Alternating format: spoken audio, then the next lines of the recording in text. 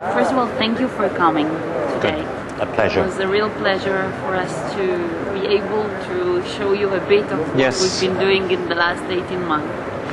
Have you heard about it before from David? Well, I was there when David got the idea. Okay. And started to talk about it. So it was a great privilege to be here tonight to see an idea fully realized and to see the level of participation. I was extremely impressed to see above all, the age of the people who did this course, and how important it is that leaders do have an experience of how to deal with conflict and be mediators, and I think that is an extremely positive step forward, and hopefully what we saw tonight is the beginning of a new future, not the end of a process, but actually an important stage in that process. And as someone who is very much familiar with the Israeli politics and inner politics even, do you think that do you see any symbolism in a sense of the fact that Eli Yishai, although he's a very well-known right-wing positions, showed up, allowed this process to go on? No, I mean, I've known Eli for 6 years now, and I've had many private conversations, and I do think tonight wasn't just a bit of showmanship or political posturing.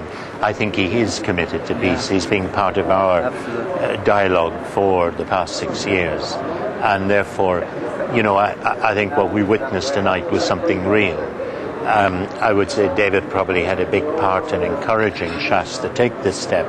But when we started to engage in the Middle East, it was the realization that none of what is described as the political right in Israel were engaged in the peace process. No one had gone to Shas, no one had gone to the right in Likud or to the Israel B'Tenu and said to them, look, you should be engaged, you should be part of this process. And I remember going to see Yuri Stern, who not so long ago sadly passed away.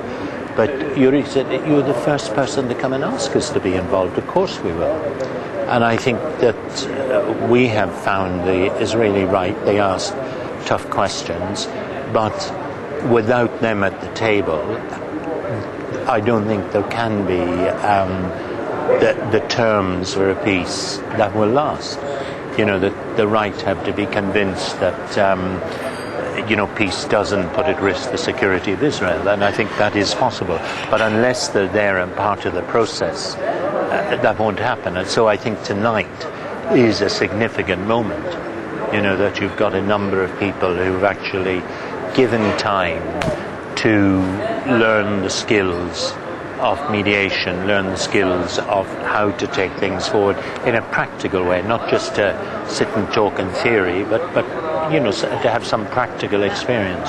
You know that at the beginning of the process, some of the participants, and even during the process, some of the participants kept on saying, they had a very common saying, that only Shas and Hamas can make peace. What do you think of that, that saying? I think there is a strong element of truth. It's not only them. Without them at the table, there won't be a durable peace. I would put it that way, that it is essential that Shas, representing a significant religious opinion and worldview in Israel, likewise Hamas, representing a significant Muslim view within the Palestinian community, that both need to be at the table, because there's certain religious sensitivities that a secular mindset cannot deal with. It doesn't mean that they don't understand them, but to understand the sensitivities, the nuances needed, the complexity sometimes is so important, and the only way that is if the political religious people are at the table as well. From your opinion, what are the chances that it will happen?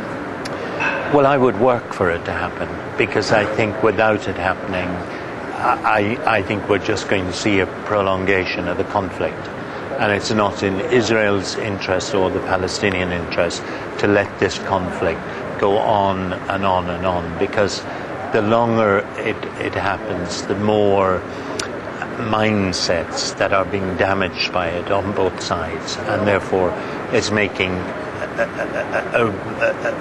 a proper solution and a durable solution that more difficult to achieve.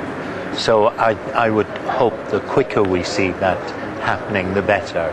It's complex, but if there's the will on both sides to achieve it, I'm sure a way of achieving it will be found. Yeah, but thank you very much. Thank you very much. My pleasure, and thank you for lovely. Thank you.